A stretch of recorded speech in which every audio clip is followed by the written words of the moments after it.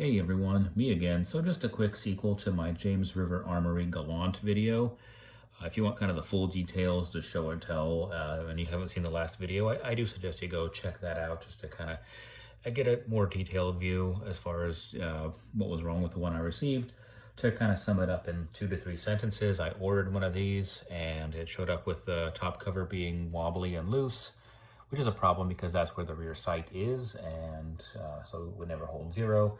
On top of that, the other major problem was that it wouldn't go more than 5 rounds without a failure to eject. One failure was so bad that essentially one of the cases ended up behind the bolt somehow, and I had to open the action to actually get the spent case out, ejected in the wrong direction, essentially. So this is just kind of my experience as far as the resolution. If you had a different experience than me, of course, feel free to share. But this is kind of like I said, I have a solution on my hands, so I figured I would do an update.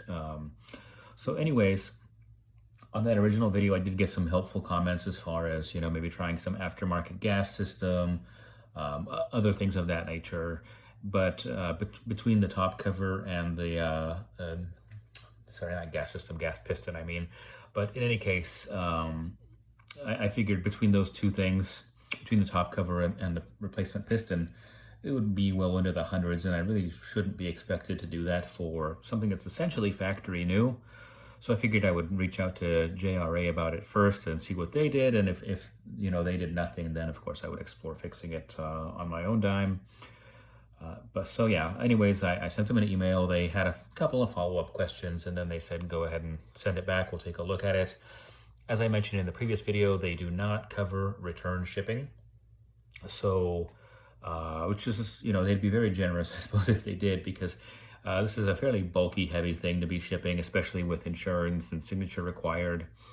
And then, of course, a few extra dollars for the box. Word to the wise, if you're ordering a gun or maybe anything really, maybe keep the box until you're sure it's good to go. Save yourself a few bucks that way in case you have to ship it back.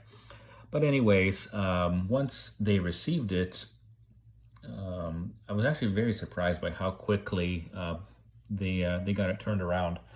So from the day they got it to when I have my solution in hand was 9 days or so, maybe 8.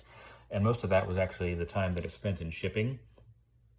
So the day after they received it, I got a call from them, and they put me on with the owner of the company, actually.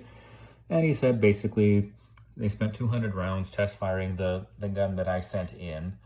They, replaced bolt carrier, the bolt itself, recoil spring, etc., and nothing could make it run. They said it was very frustrating, etc. So they said, we'll just send you a replacement one that we've run 40 rounds through, test fired. It runs fine. They threw in a few magazines for my trouble as well. And so they sent that back to me, essentially, and that was really it. That's all they did. Everybody that I dealt with seemed, polite and friendly, and they didn't give me a whole lot of pushback or anything like that. So that's always good. So I do have kind of my resolution in hand. One thing I do want to note, in the previous video, I kind of mused whether or not adding a buffer to the recoil spring, like is done on these, may have been the cause of the problem. That's based on the fact that they do market buffers for like AKM rifles, and those generally get reported to cause reliability problems, and they're more problems than they're worth. And there is a buffer actually at the back of the recoil spring on these, and I thought maybe removing that might have been the fix. If you experience a similar problem, that is not going to be the solution.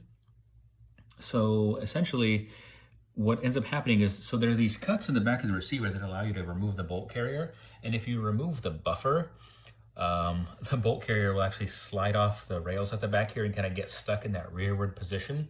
I didn't do that with live fire, of course, but like manually cycling it, it would happen. I don't know why they did that. This isn't really true to the original Galil design, and it's not true to some of the other clones that have been out on the market, such as from ATI or Century. So I'm sure there's probably some technical reason why they altered the design in that way, but the point is, if you experience a similar problem, that is not going to be the solution. So anyways, with this new one that I got, the top cover is actually secure. It doesn't wobble, and I did run, about 120 rounds through it at the range, and I didn't experience any problems of any sort. So it does run now. So does this change whether or not I recommend this thing? Well, obviously I'm a lot more satisfied now that I have a gun that actually runs right and will hold zero and so forth. I do still have some, I guess concerns about quality control. Maybe I don't know that much about how that manufacturing works, but it seems like a gun with the kind of problems that the original one had probably shouldn't have left the factory. I mean, a loose, wobbly top cover. The top cover having the rear sight is kind of, it's one of the more critical elements of the Galil design. What sets it apart from an AK, as I mentioned in the last video. And so to have that be, leave the factory such as it was, I don't know, maybe it was made on a Friday afternoon or a Monday morning or something like that.